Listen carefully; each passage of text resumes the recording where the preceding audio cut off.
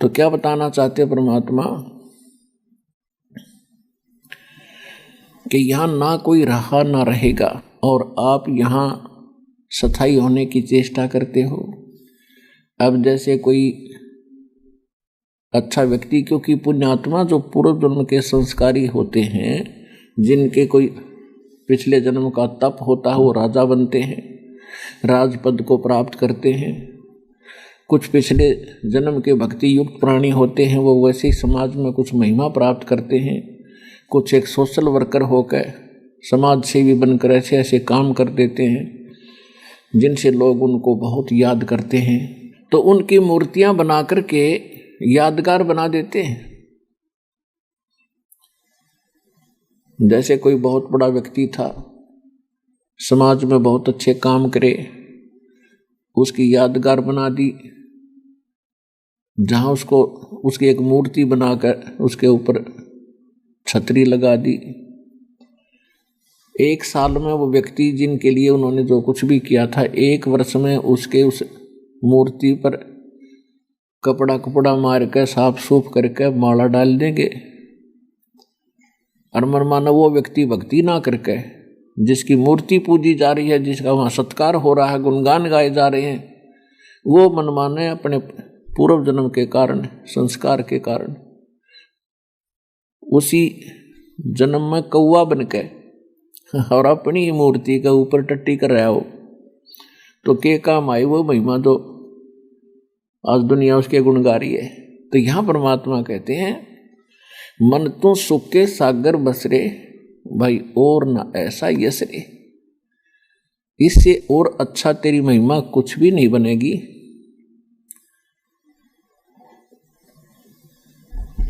यदि आप सचखंड चले गए तो तेरी महिमा है, ना तो यहाँ झूठी महिमा है, झूठा सुख है। तो इसके लिए परमात्मा याद दिलाते हैं कि यहाँ ना कोई रहा ना रहेगा, ये लोग स्थायी नहीं है। आगे गए ना बावड़े, रहते भी सब जहां, बिन साहिब की बंदगी कहीं ठोर ठिकाना ना।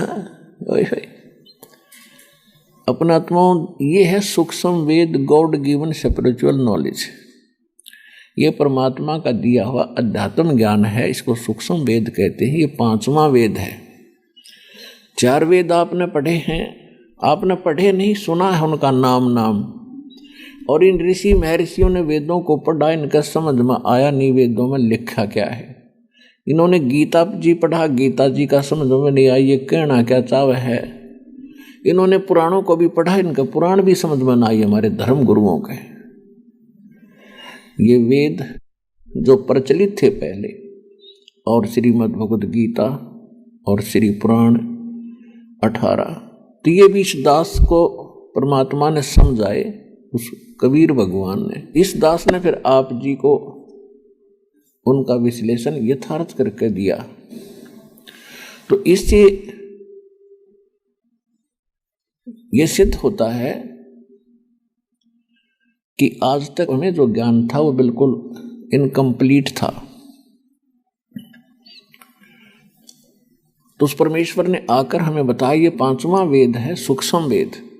और ये वो वेद है जो गीता अध्याय नंबर 4 के श्लोक नंबर 32 में गीता ज्ञानदाता कहता है कि अर्जुन, जो मैंने इससे पहले जो श्लोक हैं 25 से लेकर 30 तक, इनमें जो ज्ञान दिया है वो तो अपनी अपनी साधना मनमुखी सभी कर रहे हैं, और अपनी साधना को सभी पाप नाशक मानते हैं, श्रेष्ठ मानते हैं। लेकिन 4 अध्याय के 32वें श्लोक में कहा है कि वो जो ज्ञान भगवान स्वयं आकर देता है, सतलोक से चलकर आता है भगवान परमात्मा, अपने मुख कमल से वो वाणी बोलता है, ज्ञान देता है, उच्चारण करता है, कवियों जैसा आचरण करता है। वो जो ज्ञान है वो सूक्ष्म वेद है, उसको तत्व ज्ञान कहते हैं। उस तत्व ज्ञान को तू तत्वदर्शी संतों के पास जाकर समझ। 4 अध्याय के 34वें श्लोक में फिर कहा है कि उस तत्व ज्ञान को तत्वदर्शी संतों के पास जाकर समझ, उनको दंडवत प्रणाम करने से, निष्कपट भाव से प्रसन्न करने से वो तत्वदर्शी संत तुझे परमात्म तत्व का ज्ञान करावेंगे। तो वो सूक्ष्म वेद है, ये है सूक्ष्म वेद, इसको तत्व ज्ञान भी कहते हैं। तो पुण्यात्माओं, गीता अध्याय नंबर 15 के श्लोक नंबर 1 में तत्वदर्शी संत की पहचान भी बताई है कि वो तत्वदर्शी संत कैसा होगा। उसके अंदर बताया कि ये उल्टा लटका हुआ संसार रूपी वृक्ष है, ऊपर को जड़ यानी जहां मूल मालिक है वो ऊपर है, कुल का मालिक, जिससे सब सृष्टि उत्पन्न हुई है, जो सबका पालक है, संरक्षक है, पाप नाशक है, सबका मालिक है, वो तो ऊपर मूल समझो संसार रूपी वृक्ष की जड़, और नीचे को तीनों गुण रूपी तीनों शाखा हैं। नीचे को शाखा, ऊपर को जड़ वाला ये उल्टा लटका हुआ एक पीपल का वृक्ष समझो, जानो। और जो संत इसके सभी विभाग बता देगा, स वेदवित, वह तत्वदर्शी संत है। तो परमात्मा स्वयं आकर वो तत्वदर्शी संत की भूमिका भी करते हैं। 600 वर्ष पहले परमेश्वर कबीर जी ने कहा था, अक्षर पुरुष एक पेड़ है और सरपुरुष वा की डार और तीनों देवा शाखा है, ये पात रूप संसार। तो वो तत्व ज्ञान इस दास को प्राप्त हुआ है। वर्तमान में तत्वदर्शी संत इस पूरे विश्व में 21 ब्रह्मांड में इस दास के अतिरिक्त पृथ्वी पर कोई नहीं है।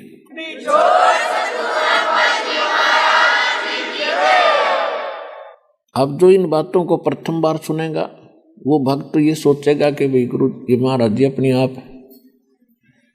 अपनी बड़ाई आप पर करे हैं।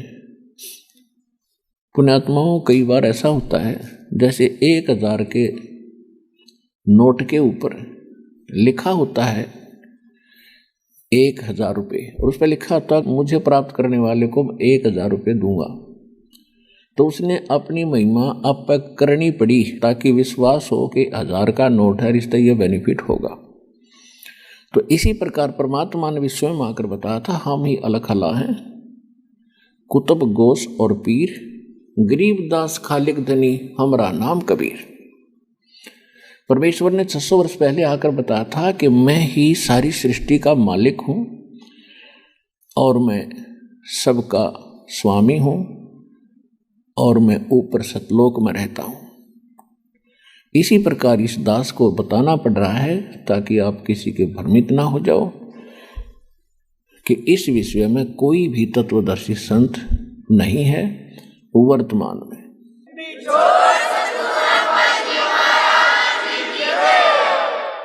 और ये सारा जो सॉल्यूशन होगा वो तत्वदर्शी संत से होगा, क्योंकि हमारे सदग्रंथ बता रहे हैं। तो जो प्रसंग चल रहा है इस सूक्ष्म वेद के अंदर तत्व ज्ञान में लिखा है कि पहले गए न बावड़े, जो पहले चले गए वो वापस आकर उन्होंने बताया नहीं कि हमारे साथ यहाँ से जाने के बाद क्या क्या आपदाएं आई, हम सुखी हुए या दुखी हुए। पहले गए न बावड़े, बावड़े मन वापस आना, और रहते भी सब जाही, और बिन साहेब की बंदगी कहीं ठो ठिकाना नहीं।